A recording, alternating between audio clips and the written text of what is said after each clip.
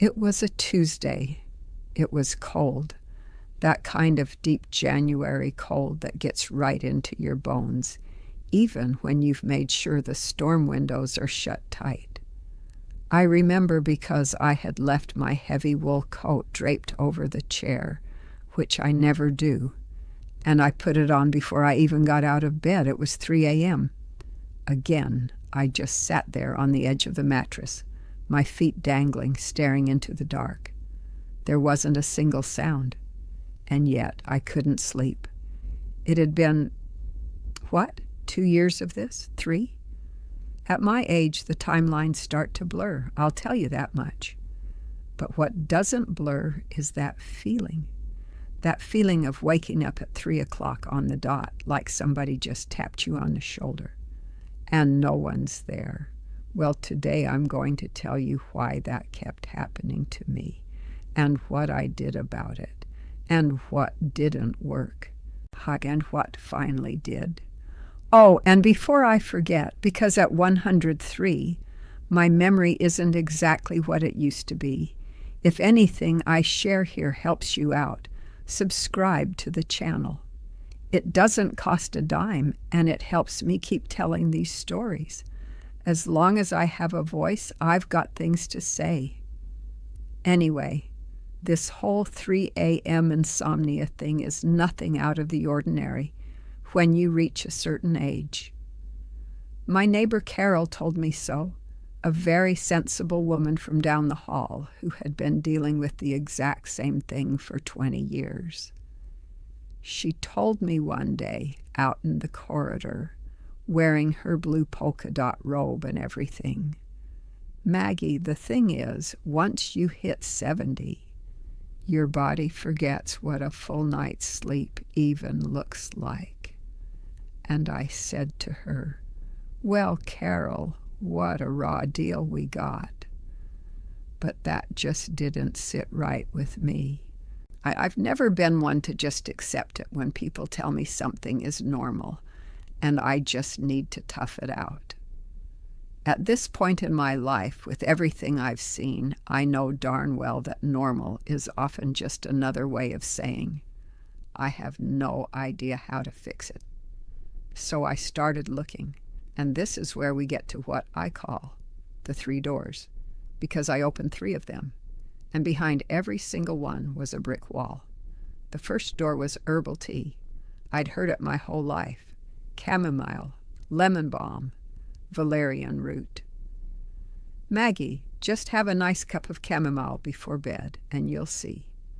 Well, wouldn't you know it, I drank chamomile for 3 weeks straight, every single night, with a little lump of sugar and everything, in the white china teacup I've had since I got married. And I slept fine at first, sure. I was out like a light before 11. The problem was that I still woke up at 3, like clockwork, like I had a broken watch ticking inside my chest that only knew how to point to that 1 hour. The thing is, chamomile helps you fall asleep, but it doesn't help you stay asleep. They don't tell you that at the health food store. They sell you the tea, give you a smile, and act like the problem is solved. Well, no, honey. What happens between midnight and sunrise when you're over 80 years old is no walk in the park. I also tried valerian root, which they say is stronger. I took it in liquid drops, which tasted awful, like wet dirt. I stuck it out for 2 weeks. Nothing. I kept waking up. I kept sitting on the edge of the mattress in the dark, listening to the house being so quiet. I even tried passion flower, which the pharmacist down the street, a very sweet young girl, recommended to me. She said, "Maggie, this is the mildest thing we have. You'll see." And maybe it is, but it wasn't the answer for me either. It helped me wind down before bed, sure. But that 3 a.m. wake-up call, it was still there, permanent as an appointment nobody ever canceled. The first door closed, then I got to the second door. the doctor. Now, I don't like to speak ill of doctors. Let's be clear about that. I've met some extraordinary doctors in my 100+ years. Folks who knew how to listen, who looked you right in the eye, who thought before they spoke. But this one was young, very young. He listened to me for exactly 2 minutes. 2, I counted, and prescribed me a little sleeping pill. A tiny, white, harmless-looking thing. Mrs. Miller, and this is going to help you a lot. And at first, it did. Boy, did it ever. Those first few nights I slept straight through. I'd wake up with my mouth dry as sandpaper, not quite sure what time it was, but I had slept. My daughter Sarah was thrilled. "Mom, you look so much more rested." And I thought, we'll see about that. But by the 3rd week, I started noticing something I didn't like one bit. I was waking up with this fog in my head, like the whole day was wrapped in cotton. It took hours for me to feel like myself again, to think straight, to remember what I had dreamed, what I had been thinking about, what I needed to get done. And at my age, when taking advantage of every lucid hour I have means everything to me, I don't need to tell you. I told Sarah, "This pill is clouding my mind." She said, "Mom, your body is just adjusting to it." And I told her, "Sarah, I have been adjusting to things for 103 years. I know perfectly well when something doesn't sit right with me. I weaned off the pills. The doctor guided me through it. But I wasn't happy about losing my mind just to get some shut-eye either. Sleep is important, absolutely. But having my wits about me is important too. And if I have to pick between the two, I'm picking my wits. Every time. The second door closed. The third door took the longest, and it was the most exhausting. For almost a year, I tried everything, things folks would tell me, things my friend Rose told me. She's 87 and the nosiest person I know, God bless her. Rose would bring me magazine clippings, things her grandson printed off the internet, all kinds of advice. I appreciated it. I really did. But what a mess I made for myself. I tried not watching TV after 9 p.m. I tried cutting out coffee after noon. And let me tell you, that was rough, because I've been a 4 p.m. coffee with cream woman since I was 20, and giving that up was almost as hard as the insomnia itself. I tried playing soft music, soaking my feet in hot water before bed, writing in a journal at night to empty my brain, like Rose said. Some of it helped a little. The foot soak, for instance, is lovely and certainly doesn't hurt. The music, too, sometimes. But nothing fixed the 3 a.m. issue. It was always right there, punctual as death, that sudden waking up. And I'd ask myself, sitting there in the dark, with my heavy coat on and my feet on the cold floor, I'd ask myself why. Why this specific time?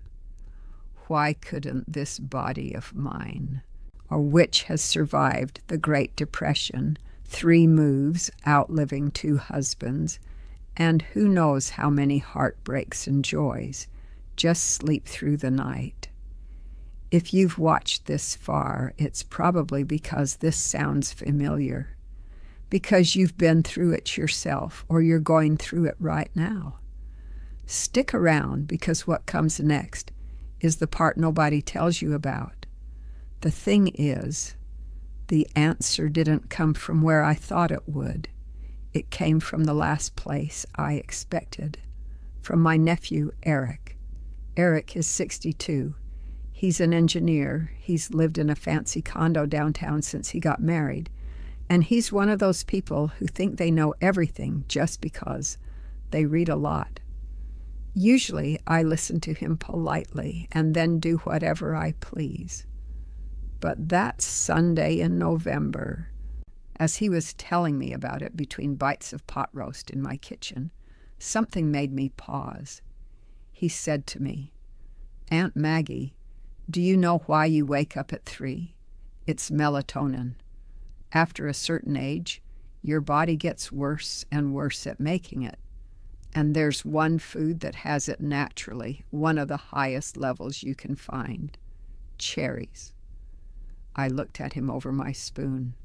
I said, "Eric, cherries are a summer fruit." He said, "Yeah, but tart cherry juice concentrate, or just pure unsweetened cherry juice, works exactly the same. There are studies, Aunt Maggie." "Studies," I said. "Well, isn't that something?" But it got me thinking, because it's one thing to be skeptical of miracle cures, and I am. I've seen way too many of them by now. But it's a completely different thing to be skeptical of fruit. Fruit has never done me wrong. Plus, I like cherries. I always have. It reminded me of eating fresh cherries at the county fair when I was a little girl.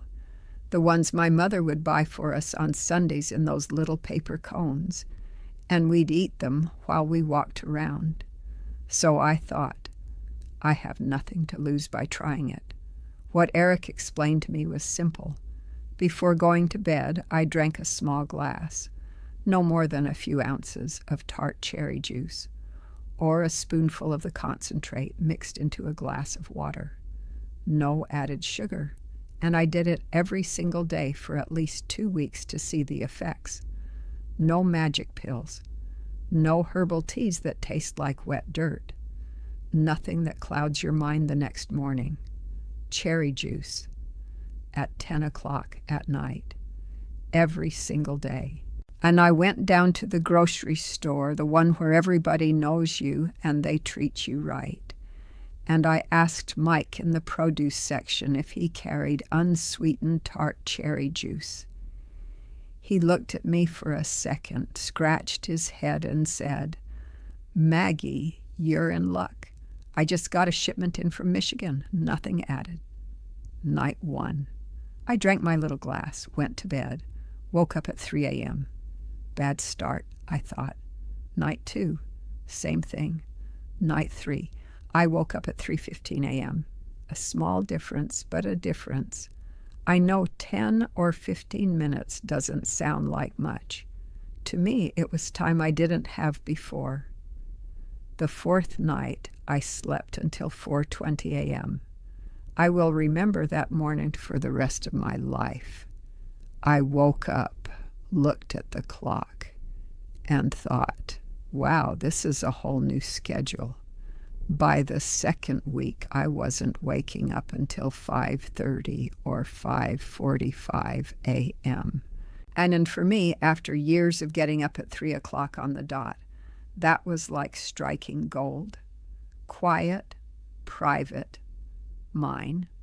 The thing is, tart cherries, also known as sour cherries, or Montmorency cherries if you're looking them up online, have naturally occurring melatonin, more than almost any other fruit. And melatonin is what tells your brain that it's nighttime, that it can let go, that it can rest, that everything is safe. As we get older, our bodies make less of it. That little internal clock that regulates our sleep starts to malfunction. It runs fast. It runs slow. It gets totally out of whack. And then we wake up at 3 a.m. like security guards working a shift nobody asked us to cover. Cherries don't fix it completely. Let's be clear. And I'm not going to sit here and tell you I drank cherry juice and started sleeping like a baby for the rest of my life. No, there are still nights when I wake up, nights when my racing thoughts are stronger than any fruit. But what it did do was give me back some hours I thought were gone forever, And at 103 years old, knowing what I know about the value of time, those hours are a gift.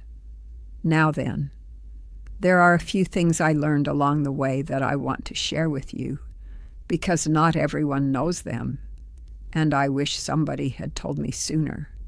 Number 1, for me, not just any cherry juice would do. The ones with added sugar didn't work the same way, and they weren't good for me anyway. I looked for pure tart cherry juice, or concentrate with 0 additives. I read the label. That's what it's there for. And number 2, the amount mattered. A small glass, no more.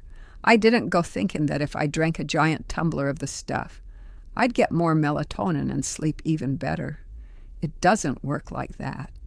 The body has its limits, and we have to respect them, plain and simple. Number 3, and this is the one I struggled with the most. I had to be consistent. It wasn't a one-night magic trick. It was a habit. I gave it at least 2 weeks. I didn't see any results the first 3 nights, and I almost threw in the towel. If I quit on day 3 because I didn't feel anything, I'd have wasted my time. And number 4, I used some common sense with it. If we're staying up until 2 a.m. staring at our phones, the cherries can't work miracles. Our bodies need us to meet them halfway. Turning down the lights, turning down the noise, telling it, it's nighttime now, you can let go. My friend Connie, she's 83 and has lived in the old neighborhood forever, called me a few months ago to tell me she tried it too. She said, Maggie, the first week I thought it was a bunch of baloney. By the second week, I was sleeping until 6 in the morning, and I said, well, look at that, Connie. And we both had a good laugh, which is something you always need, because there's something nobody tells you about getting older. Sleep becomes fragile. It's not that deep, heavy sleep you had in your 30s, when you could pass out anywhere in any position. It gets light.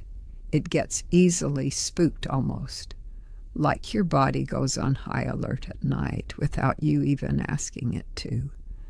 And that's exhausting, really exhausting, not just physically, on the inside too. Because you start to get afraid of your own bed.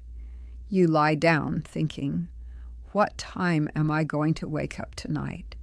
Will I be able to go back to sleep? Or will I just lie here staring at the ceiling until the sun comes up?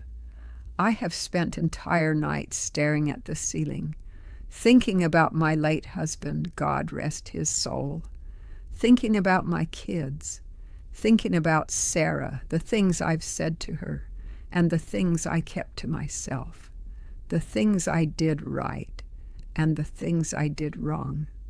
Because at 3 a.m. in the pitch black, your thoughts don't ask for permission. They come and go exactly as they please, and you have to learn how to manage that too. It's not all melatonin and cherry juice. Sometimes the thing waking you up at 3 a.m. isn't your body, it's your brain. It's something you didn't finish processing during the day. And it sneaks in at night, because that's the only time it's quiet enough to be heard. That is much harder to fix. There's no juice for that. But there are things that help. And I'll tell you about those another day if you want, because I have a whole lot to say about what goes on in your head when your body refuses to rest. What I will tell you today is that there is a huge difference between your body waking you up at 3 a.m. and your brain waking you up at 3 a.m. When it's the body, the cherries help.